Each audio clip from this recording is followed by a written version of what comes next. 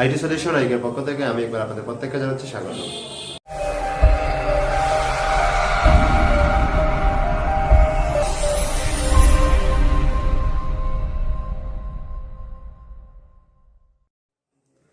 তো বন্ধুরা, আজকের টিউটোরিয়ালে আমি আপনাদেরকে দেখাবো কিভাবে খুবই অল্প সময়ের মধ্যে একটি ফোল্ডার বা ফাইল পাসওয়ার্ড দ্বারা সংরক্ষণ করে রাখবেন।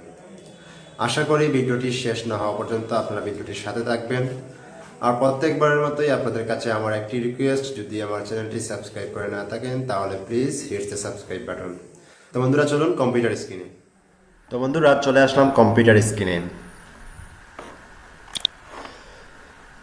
তো আমরা যে ফাইল বা ফোল্ডারটি পাসওয়ার্ড দ্বারা লক করে রাখবো সেই ফাইলটি আমাদেরকে সিলেক্ট করতে হবে। তো বন্ধুরা, এই যে ফাইলটি দেখতে পাচ্ছেন, আমি এই ফাইলটি পাসওয়ার্ড দ্বারা সংরক্ষণ করে রাখবো।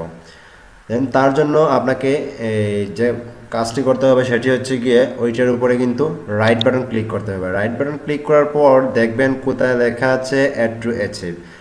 এই যে অপশনগুলো রয়েছে, এই অপশনগুলো কিন্তু আমাদের কম্পিউটারে থাকে না।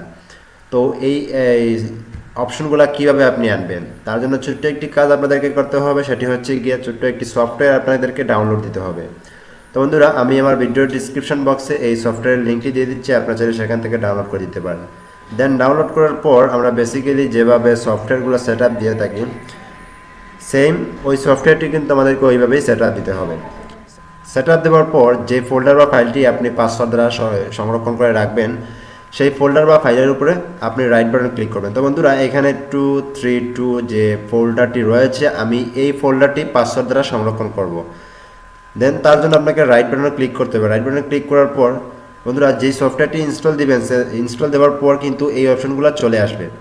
সো সেখান থেকে আপনাদেরকে দেখতে হবে কোথায় লেখা আছে অ্যাড টু অ্যাচিভ যে অপশনটি রয়েছে সেটি।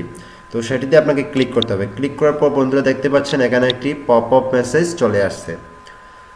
তো সেখান থেকে দেখতে হবে কোথায় লেখা আছে সেট পাসওয়ার্ড। এই যে ওকে ক্যান্সেল হেল্পের উপরে দেখেন এখানে লেখা আছে সেট পাসওয়ার্ড। তো আপনাকে সেট পাসওয়ার্ডে ক্লিক করতে হবে। পাসওয়ার্ডে ক্লিক করার পর বন্ধুরা এখানে দেখাচ্ছে এন্টার ইওর পাসওয়ার্ড। যেই পাসওয়ার্ড দ্বারা আপনি ফোল্ডার সংরক্ষণ করে রাখবেন সেই পাসওয়ার্ডটি কিন্তু আপনাকে ওইখানে টাইপ করতে হবে। সো আমি একটি ইজি পাসওয়ার্ড এখানে দিয়ে দিচ্ছি 1 2 3, দেন ওকে, অ্যাগেইন ওকে। ওকে হওয়ার পর দেখেন বন্ধুরা, এইখানে কিন্তু একটি জিপ ফাইল চলে আসছে। আমরা অনেকে এটাকে জিপ ফাইল নামে চিনি। সো জিপ ফাইলটি চলে আসার পর এখন যদি আমরা আমাদের ওই ফোল্ডারটি ডিলিট করে দেই, ডিলিট করে দেওয়ার পর বন্ধুরা আমরা এই জিপ ফাইলের ভিতরে ঢুকবো। জিপ ফাইলের ভিতরে ঢোকার পর এখানে এই যে 2 3 ফোল্ডার নামে অপশনটি কিন্তু এখানে দেখাচ্ছে। সো এটাতে আমরা ক্লিক করব। ক্লিক করার পর এখানে দেখেন এই যে কিছু জেপিজি পিকচার আমাদেরকে দেখাচ্ছে। তো বন্ধুরা, আমি যেই ফোল্ডারটা ডিলিট করেছিলাম সেই ফোল্ডারের ভিতরে কিন্তু এই ছবিগুলো রয়েছিল। সো এখন আমি এখান থেকে একটি জেপিজি পিকচার ওপেন করব বা প্রিভিউ করব। তার জন্য আমি এখানে ক্লিক করছি। ক্লিক করার পর দেখেন বন্ধুরা একটি মেসেজ আসছে, সেখানে এন্টার ইওর পাসওয়ার্ড চাচ্ছে।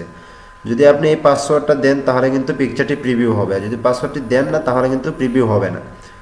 সো আমি 1 2 3 দিচ্ছি, দেন ওকে। ওকে দেওয়ার পর কিন্তু বন্ধুরা দেখতে পাচ্ছেন এখানে কিন্তু পিকচারটি প্রিভিউ দেখাচ্ছে।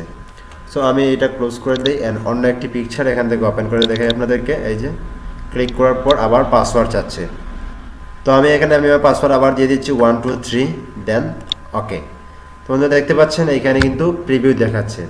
তো খুব সহজে এবং খুব অল্প সময়ের মধ্যে আপনারা এই ফোল্ডারগুলো পাসওয়ার্ড দ্বারা সংরক্ষণ করে রাখতে পারেন।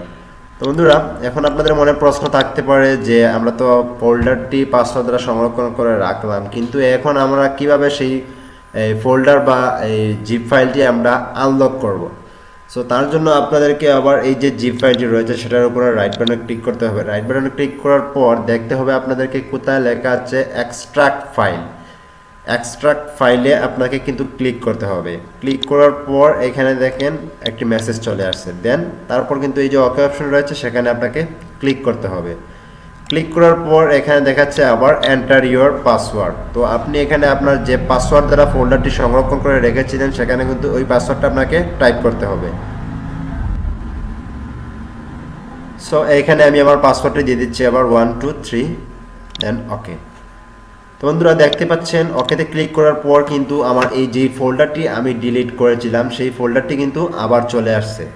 সো আপনি চাইলে এখন এই যে জিপ ফাইলটি রয়েছে সেটি কিন্তু আপনি ডিলিট করে দিতে পারেন। কিন্তু আপনার যে ফোল্ডারটি ছিল, এই যে ফোল্ডারটি আপনার ছিল, সেই ফোল্ডারটি কিন্তু আবার আগের জায়গায় চলে আসছে।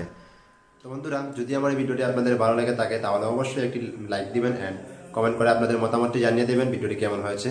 সবাই ভালো থাকবেন, সুস্থ থাকবেন। আজকের মতো এখান থেকে বিদায় নিচ্ছি।